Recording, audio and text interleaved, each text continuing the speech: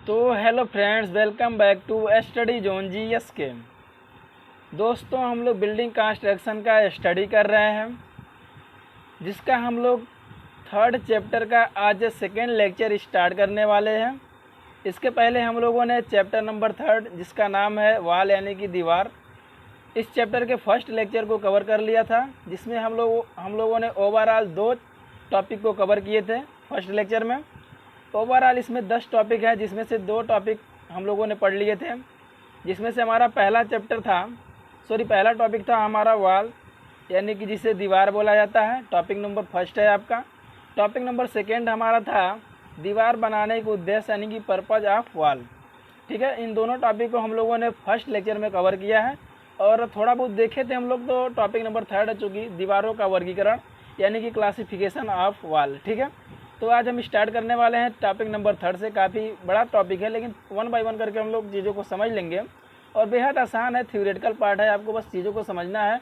आप दीवार से परिचित हो, बस कितने प्रकार के दीवार होते हैं, ठीक है, उनको जानना है। आप जानते हो, दीवार देखे हो, लेकिन आप ये नहीं जानते हो कि इसका ये नाम है, इसका विभाजक नाम है।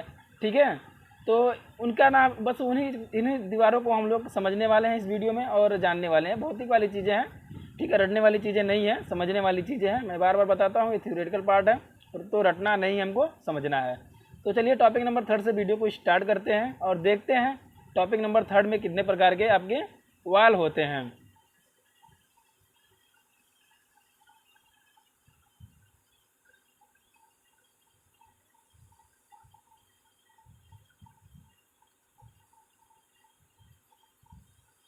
तो देखिए यहाँ पे आपके स्क्रीन पर आपको टॉपिक नंबर थर्ड दिख रहा होगा। टॉपिक नंबर थर्ड जैसा कि लिखा है दीवारों का वर्गीकरण, यानी जिसे इंग्लिश में बोला जाता है क्लासिफिकेशन ऑफ वॉल्स। ठीक है दोस्तों, तो चूँकि दीवारों का जो वर्गीकरण है वह निम्न प्रकार का होता है। इन्हें 3 वर्गों में देखो लिखा है कि दीवारें जो होती हैं, दीवारें छत से आने वाले भारों को नींव पर स्थानांतरित करने का कार्य करती हैं। ठीक है, जो दीवार जो होती है, जो वाल होती है, वो जो छतों का जो भार होता है, ठीक है, छतों का जो भार होता है, ठीक है, वह नींव पर क्या करती है, स्थानांतरित करती है। ठीक है, नींव सबसे नीचे होता है, आपको पता है।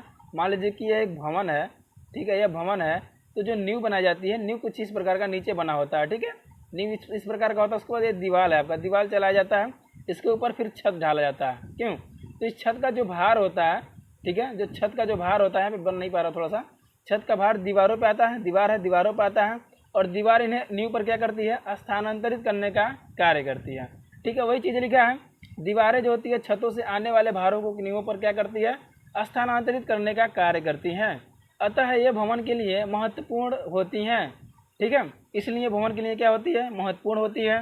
ठीक है, जो होता है दीवार, आपको दीवार आधार भी प्रदान करता है, किनको, भवन को। ठीक है, स्ट्रक्चर जो आपका छत होते हैं उनको आधार प्रदान करता है। तो यहाँ पे देख सकते हैं। ठीक है, अतः ये भवन के लिए महत्वपूर्ण होते हैं। अतः इन्हें 3 आधारों पर वर्गीकृत किया गया है। 3 आधारों पर वर्गीकृत किया गया है। कौन कौन से हैं, चलिए देखते हैं। पहला है आपका स्थिति के आधार पे, काफ़ी मोस्ट इम्पोर्टेंट टॉपिक है और मैं इसके पहले वाले लेक्चर में बता चुका हूँ कि आपका ओवरऑल 10 टॉपिक हैं इस सिलेबस में। तो आपका जो टॉपिक नंबर, कौन कौन से टॉपिक आपके एग्जाम के पॉइंट ऑफ व्यू से मोस्ट इंपॉर्टेंट है, इस पर हम लोग चर्चा कर चुके हैं लेक्चर नंबर फर्स्ट में। ठीक है, तो टॉपिक नंबर थर्ड हम लोग पढ़ रहे हैं, तो आपको पैसेंट बना के थोड़ा सा पढ़ना, चीज़ों को समझना है भाई। वीडियो में जो टिकेगा वही कुछ सीखेगा। ठीक है, तो दीवार हम लोग पहले टॉपिक में जान लिए थे, दीवार क्या होता है, दीवार को समझ लिए थे। ठीक है, और दीवार का उद्देश्य हम लोग दूसरे टॉपिक में जाने थे। और तीसरा टॉपिक है दीवारों का क्लासिफिकेशन, यानी कि दीवारों का वर्गीकरण हम लोग समझ रहे हैं। ठीक है, तो दीवार के बारे में कुछ यहाँ पे लिखा था, हम लोग इस चीज़ को समझे हैं। ठीक है, उसके बाद है दीवार, इन्हें 3 आधारों पर वर्गीकृत किया जा सकता है। पहला है स्थिति के आधार पर, दूसरा है भार वन क्षमता के आधार पर, तीसरा है प्रयोग किए गए पदार्थों के आधार पर। ठीक है, तो चलिए 1 बाय 1 करके हम लोग समझेंगे। स्थिति के आधार पर लगभग आपका 6 प्रकार के दीवार होते हैं, काफ़ी मोस्ट इंपॉर्टेंट हैं, तो इनको समझेंगे। उसके बाद भार वन क्षमता के आधार पर समझेंगे, प्रयोग किए गए पदार्थों के आधार पर कितने प्रकार के दीवार होते हैं, इनको हम लोग जानेंगे। तो चलिए सर्वप्रथम हम लोग समझते हैं स्थिति के आधार पर दीवार। ठीक है, समझते चलिएगा। हम लोग पहले टॉपिक में दीवार पढ़े थे, देखिए बिल्कुल सीक्वेंस से पढ़ रहे हैं। दीवार पढ़े हैं, दीवार का उद्देश्य है और दीवार का वर्गीकरण यानी कि प्रकार। तो 3 प्रकार के होते हैं, ठीक है।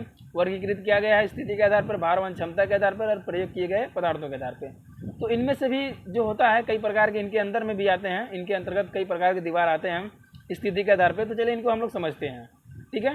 तो देखिए आपकी स्क्रीन पर आपको दिख रहा होगा स्थिति के आधार पर अकॉर्डिंग टू देयर लोकेशन, ठीक है। तो चलिए इसको समझते हैं। स्थिति के आधार पर जो दीवार होते हैं भाई वो कितने प्रकार के होते हैं। तो आपको थोड़ा सा पेशेंट बनाना है और चीज़ों को समझना है, ठीक है। जल्दी आपको चीज़ें बहुत जल्द समझ में आ जाएंगी। बस आपको थोड़ा सा क्या है, अपने नज़रें जमाए रखना है और ध्यान को बनाए रखना है, इधर उधर ध्यान मत भटकाइएगा, चीज़ें आपको बहुत जल्द समझ में आ जाएंगी। तो चलिए देखिए यहाँ पे क्या लिखा है। स्थिति के आधार पर दिया है स्थिति के अनुसार दीवारें 6 प्रकार की होती हैं, ठीक है। स्थिति के आधार पर हम लोग सिंपल तो दीवार को समझे हैं 3 प्रकार के था, स्थिति के आधार पे, पदार्थ के आधार पे, ठीक है। और क्या था आपका, 1 मिनट, थोड़ा सा मुझे याद नहीं आ रहा, मैं दिखा देता हूँ। स्थिति के आधार पे, स्थिति के आधार पे भार वहन क्षमता के आधार पे था, सॉरी पदार्थ नहीं, भार वहन क्षमता के आधार पे और किए गए पदार्थों के आधार पे, ठीक है। तो हम लोग पहला समझ रहे हैं स्थिति के आधार पे, ठीक है। तो चलिए समझते हैं स्थिति के आधार पे। तो स्थिति के आधार पे आपके जो दीवार हैं वो कितने प्रकार के होते हैं।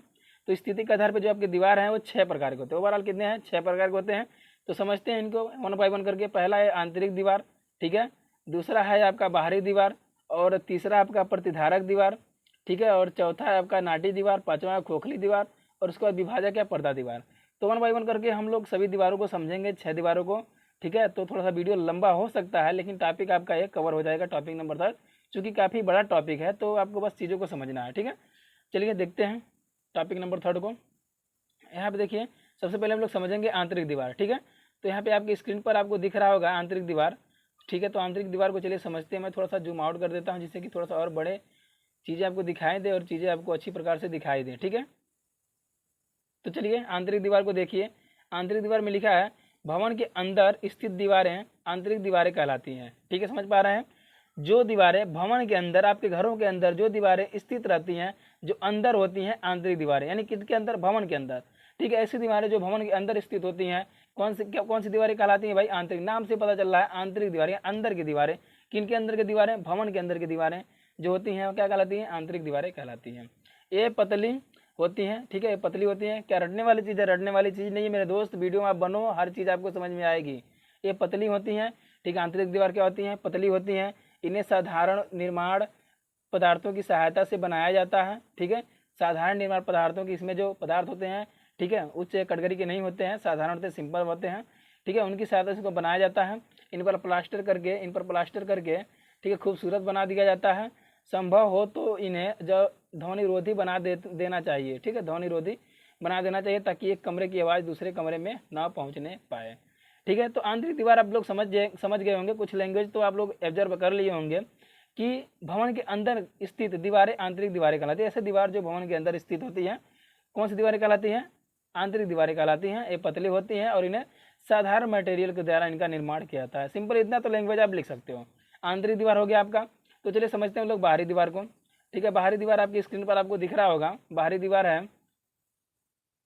चलिए देखते हैं बाहरी दीवार में क्या लिखा है। लिखा है बाहरी दीवार भवनों के बाहरी हिस्से में स्थित, भवनों के बाहरी हिस्से में स्थित होती हैं। ये मोटी होती हैं, नाम से पता चल रहा है यार। बाहरी दीवार, आंतरिक दीवार भवनों के अंदर स्थित होती हैं।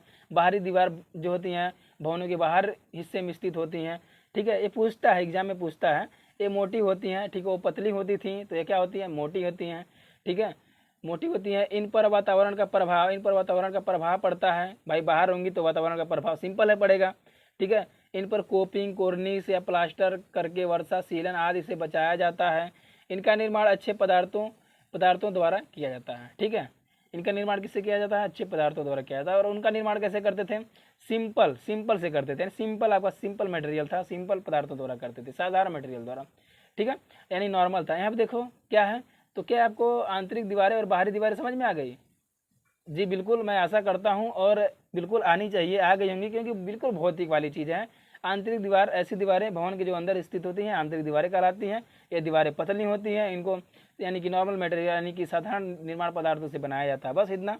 बाहरी दीवारें क्या होती हैं, ऐसी दीवारें जो भवन के बाहर स्थित होती हैं, ठीक है, जिन पे जो क्या होता है, जो भवन के बाहर स्थित होती हैं और ये मोटी होती हैं और इन पर वातावरण का प्रभाव पड़ता है। बस कौन सी दीवारें होती हैं, बाहरी दीवार होती हैं और इन पे जो मटेरियल यूज होते हैं वो अच्छे अच्छे गुण वाले होते हैं, ऐसे लिख सकते हो। ठीक है, चलिए देखते हैं प्रतिधारक दीवार।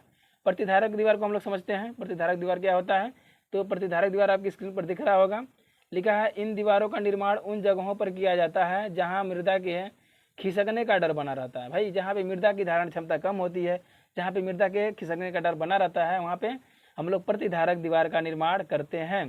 ठीक है, यह मृदा भराव वाली होती है। ठीक है, और देखो हम लोग फाउंडेशन चैप्टर जब पढ़ रहे थे तो उसमें ये सारी चीज़ें पढ़े हैं, सबका मतलब ये पढ़े हैं कि जब मृदा भराव वाली होती है तो वहाँ पे हम फाउंडेशन के पढ़े थे कि मतलब किस प्रकार का फाउंडेशन बनाएंगे, किस प्रकार का नींव बनाएंगे वहाँ पे जब मृदा दलदली हो, जब भराव वाली हो। ठीक है, जिस मृदा की धारण क्षमता कम हो। तो इस सारी चीज़ों को हमको नींव के बारे में जान गए हैं, एक सिविल इंजीनियर हो आप तो ये सारी बातें आपको पता होना बेहद जरूरी है भाई। ठीक है, क्या लिखा है? इन दीवारों का निर्माण उन जगहों पर किया जाता है जहाँ मृदा के खिसकने का डर बना रहता है, जहाँ पे मृदा भराव वाली होती है। ठीक है, इनका उद्देश्य मृदा को संरचना को फिसलने से रोकना होता है। इनका मुख्य उद्देश्य क्या होता है? इनका उद्देश्य होता है भाई सिंपल है, लिख दिया है कि जहाँ पे मृदा खिसकने का डर बना रहता है तो इनका उद्देश्य यही होता है कि संरचना को खिसकने नहीं देती हैं, उनको रोकता है। मसाले से बनी दीवार से पानी बाहर निकलने के लिए स्राव छिद्र वीप होल बना दिया जाता है। ठीक है, तो सिंपल है, प्रतिधारक दीवार भी आपको समझ में आ गया होगा। इन दीवारों का निर्माण उन जगहों पे किया जाता है जहाँ मृदा के खिसकने का डर बना रहता है या मृदा भराव वाली होती है, वहाँ पे प्रतिधारक दीवार का हम लोग प्रयोग करते हैं। ठीक है, तो सिंपल था। और आगे चलिए, आगे हम लोग देखते हैं। देखते ही देखते 3 आपका हेडिंग खत्म भी हो गया और कुछ यहाँ पे आपके फिगर है तो फिगर को छोड़ो यार अभी। ठीक है, यहाँ पे देख सकते हो आप, आपके स्क्रीन पर आपको नाटी दीवार दिख रहा है। ठीक है, चूँकि यहाँ पे 4 टाइप का दीवार है, हम लोग 3 टाइप की दीवार को मेंशन कर चुके हैं। ठीक है, यहाँ पे डी है, यहाँ पे देख सकते हैं, मैं फिर इसको थोड़ा सा इधर कर देता हूँ अब। ठीक है, नाटी दीवार है। चलो नाटी दीवार को समझ लो भाई। नाटी दीवार क्या होती है? लाइट भग गई है, गर्मी ज़्यादा हो रही है, थोड़ा सा वीडियो को जल्दी खत्म करना पड़ेगा मुझे, देख रहा हूँ। यहाँ लिखा है इनका निर्माण विशेष परिस्थितियों में किया जाता है। ठीक है, ऐसी दीवारें जिनकी ऊंचाई 1.5 मीटर से कम होती है। नाम से पता चल रहा है यार, नाम से पता चल रहा है कि इनका निर्माण विशेष परिस्थितियों में किया जाता है। किस स्थिति में किया जाता है भाई? इसकी भी एक स्थिति होती है। ऐसी दीवारें जिनकी ऊंचाई कितनी होती है? 1.5 मीटर, यानी 1.5 मीटर से कम होती है, नाटी दीवारें कहलाती हैं। बरामदे के बाहरी फर्श को सहारा प्रदान करने के लिए बनाई गई दीवार नाटी दीवार कहलाती है। इसको नोट में लिखिएगा। नोट में लिखिएगा क्या? नोट में लिखिएगा बरामदे के बाहरी फर्श को सहायता प्रदान करने के लिए बनाई गई दीवार नाटी दीवार कहलाती है। नोट में नहीं है तो इसका डेफिनेशन होगा, सॉरी इसके लिए। ठीक है, आप लिख लीजिएगा बरामदे के बाहरी फर्श को सहायता प्रदान करने के लिए जो दीवारें बनाई जाती हैं वह दीवारें नाटी दीवारी कहलाती हैं। ठीक है, इनका जो होता है, इनकी जो ऊंचाई होती है, इस दीवार की जो ऊंचाई होती है वो कितनी होती है? 1.5 मीटर से कम होती है। तो क्या आप ये भूल जाएंगे? नाटी दीवार यानी कि छोटा दीवार जिनकी हाइट क्या होती है? 1.5 मीटर होती है और ये बरामदे के बाहरी फर्श को सहायता प्रदान करने के लिए क्या करती हैं? बनाई जाती हैं। ठीक है, तो मैं यहाँ पे समझ सकता हूँ कि आपको चीज़ें बहुत ईजिली समझ में आ रही होंगी। ठीक है, और पाँचवा टाइप का आपका दीवार है। 5वां टाइप का दीवार आपकी स्क्रीन पर आपको दिख रहा होगा भाई। ठीक है, चलिए 5वें टाइप की दीवार को हम लोग समझ लेते हैं और इसको जान लेते हैं कि क्या होता है खोखली दीवार। 5वां टाइप का दीवार है, आपकी स्क्रीन पर आपको दिख रहा होगा, खोखली दीवार है लिखा है। तो चलिए समझते हैं इसको, खोखली दीवार को। यहाँ पे लिखा है इन दीवारों के निर्माण के दौरान 2 परतों के बीच 5 सेमी या इससे अधिक की जगह छोड़ी जाती है। इन दीवारों के निर्माण के दौरान 2 परतों के बीच 5 सेमी या इससे अधिक जगह छोड़ी जाती है। ये अंदर से खोखली होती हैं। खोखली नाम से पता चल रहा है। ठीक है, खोखली दीवारें अंदर से खोखली होती हैं। इसी कारण ये बिंसवाही का कार्य भी करती हैं। इसके कारण ठंड, उष्मा, शीलम एवं ध्वनि कमरे के अंदर प्रवेश नहीं कर पाती हैं। इनका निर्माण मुख्य रूप से ठंडे प्रदेशों व एवं वर्षा वाले क्षेत्रों में किया जाता है। ये उष्मा को बाहर जाने से रोकती हैं। इनमें जल सप्लाई, इलेक्ट्रिक फिटिंग को भी छिपाया जा सकता है। ठीक है, देखिए कितना फ़ायदा है भाई। देखिए खोखली दीवार से कितना फ़ायदा है, आपको वायरिंग नहीं कराना पड़ेगा, दीवार में ही आपका पैसा बच जाएगा, वहाँ से आप सप्लाई कर सकते हो, जल सप्लाई वहीं से हो जाएगा आपका। ठीक है, इलेक्ट्रिक फिटिंग भी आपको यहाँ पे छिपा सकते हो, कर सकते हो, तो सारी चीज़ें हो जाएंगी किससे? आपका खोखली दीवार से। ठीक है, तो खोखली दीवार क्या है भाई? खोखली दीवार होता है ये अंदर से खोखली होती हैं, इसी कारण लिखना क्या? खोखली दीवार में ये दीवारें अंदर से खोखली होती हैं, इसी कारण ये विषवाही का कार्य भी करती हैं। इसके कारण ठंड, उष्मा, शीलन एवं ध्वनि कमरे के अंदर प्रवेश नहीं कर पाती हैं। इनका निर्माण मुख्य रूप से ठंडे प्रदेशों व वर्षा वाले क्षेत्रों में किया जाता है। सिंपल लैंग्वेज है, लिखोगे 1 से 2 बार, पढ़ोगे याद हो जाएगा। यदि नहीं लिखना है तो वीडियो को एक से 2 बार आप लोग देखोगे तो खुद आपको चीज़ें समझ में आ जाएंगी सिर्फ और सिर्फ सुनने से आपको। तो खोखली दीवार क्या होता है भाई? खोखली दीवार होती है जो अंदर से खोखला होता है, ठीक है। और क्या होती है? खोखली दीवारें जो होती है वो ठंड, उष्मा, शीलन एवं ध्वनि कमरे के अंदर प्रवेश नहीं होने देती हैं। इनका निर्माण मुख्य रूप से ठंडे प्रदेश एवं वर्षा वाले क्षेत्रों में किया जाता है। क्या कोई बड़ी चीज़ लिखा था? बड़ी चीज़ नहीं लिखा था, ठीक है। चलिए समझते हैं, हम लोग समझते हैं। अगला हमारा विभाजक या पर्दा दीवार, ठीक है। तो विभाजक या पर्दा दीवार को समझ लेते हैं। हेडिंग आपका यहाँ पे विभाजक या पर्दा दीवार मैं बता दूँ, आपका काफ़ी मोस्ट इंपॉर्टेंट है भाई, इसको वेरी वेरी मोस्ट इंपॉर्टेंट कर लीजिएगा, क्योंकि आपके एग्जाम में टिप्पणी के रूप में पूछता है, इसका गुण पूछ लेता है। इसका भी कई प्रकार होता है विभाजक या पर्दा दीवार का, क्या नाम, वो टाइप भी पूछ लेता है, ठीक है। तो चलिए देखते हैं हम लोग। यहाँ पे लिखा है विभाजक या पर्दा दीवार, ठीक है। पार्शियन वाल, यानी कि ऐसी दीवारें जो कम मोटाई की होती हैं, ऐसी दीवारें जो कम मोटाई की होती हैं तथा जिनका निर्माण फर्श तलों के ऊपर किया जाता है। जिनका निर्माण कहाँ पे किया जाता है? फर्श तलों के ऊपर किया जाता है, विभाजक या पर्दा दीवार कहलाता है। समझ में आ रहा है यार? बहुत सिंपल है यार।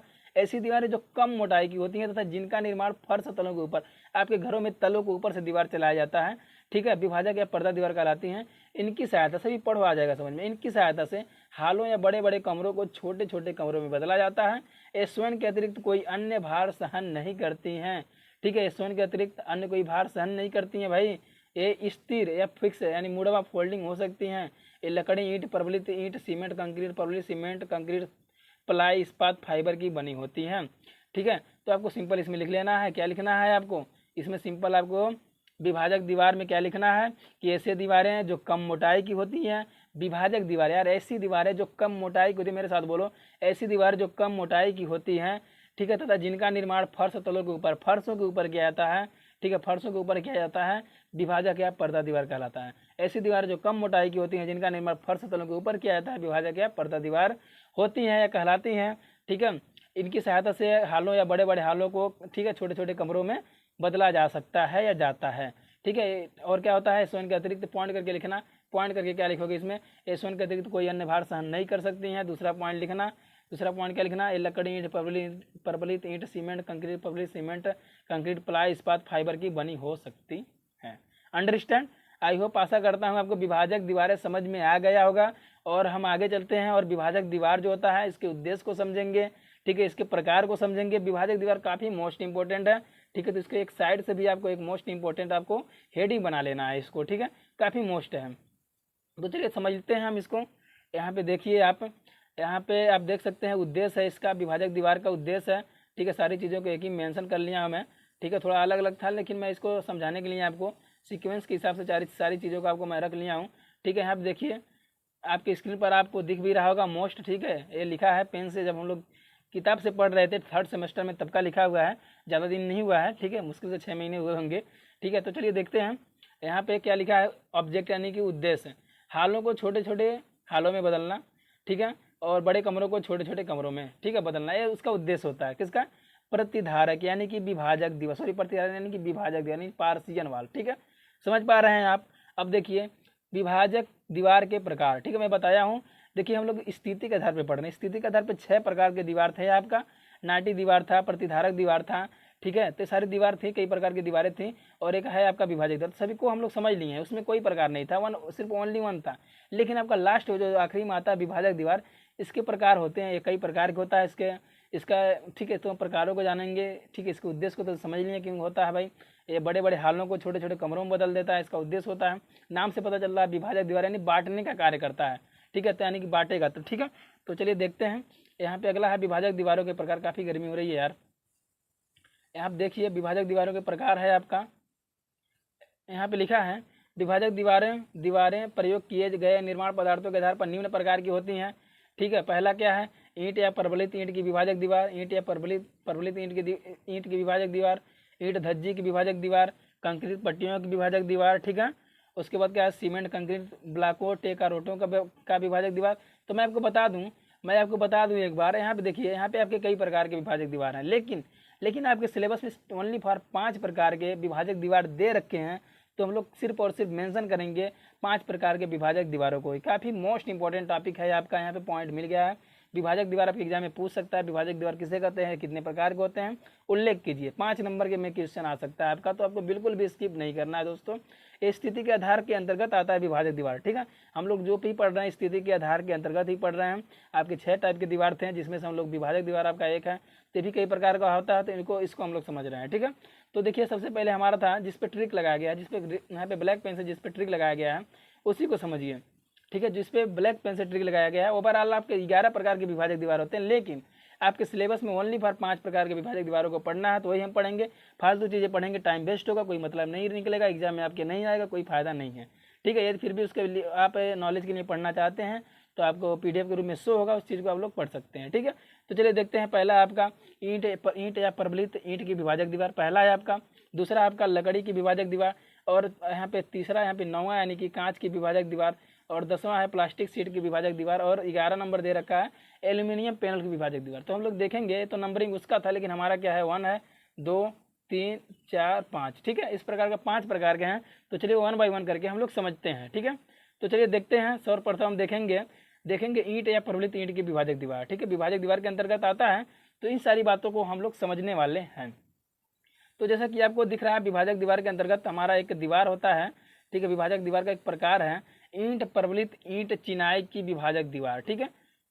तो ईंट प्रबलित ईंट चिनाई की विभाजक दीवार को चलिए समझ लेते हैं, ठीक है।